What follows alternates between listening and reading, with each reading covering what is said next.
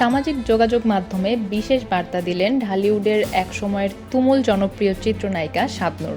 একই দিনে 3টি দিবস নিয়ে মনের অনুভূতি প্রকাশ করেন অভিনেত্রী। 14 ফেব্রুয়ারি শুক্রবার বিকেলে ফেসবুকে লাল রঙের পোশাক পরা 3টি ছবি আপলোড করেন শাবনূর। ক্যাপশনে লেখেন, আজ পবিত্র শাবান মাসের মহিমান্বিত ও বরকতময় রাত শবে বরাত। এ রাতে মহান আল্লাহর রহমত ও বরকত কামনা করছি। হে আল্লাহ, আমাদের সবাইকে ক্ষমা করুন। পহেলা ফাল্গুন নিয়ে শাবনূর লেখেন, আজ পহেলা ফাল্গুন, বসন্তের আগমন ঘটেছে। ফাল্গুনের বর্ণিল হাওয়ায় সবার জীবন ভরে উঠুক আনন্দে। সবাইকে ফাল্গুনের শুভেচ্ছা ও ভালোবাসা।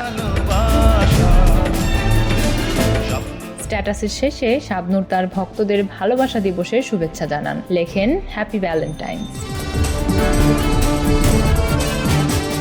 প্রখ্যাত চলচ্চিত্রকার এহতেশাম পরিচালিত চাঁদনি রাতে সিনেমার মাধ্যমে চলচ্চিত্রে আগমন শাবনূরের। প্রথম ছবি ব্যর্থ হলেও পরে প্রয়াত নায়ক সালমান শাহের সঙ্গে জুটি গড়ে ব্যাপক সফলতা পান। ক্যারিয়ারে রিয়াজ, শাকিল খান, ফেরদৌস, শাকিব খান সহ অনেক নায়কের সঙ্গে জুটি গড়ে অসংখ্য ব্যবসা সফল সিনেমা উপহার দেন।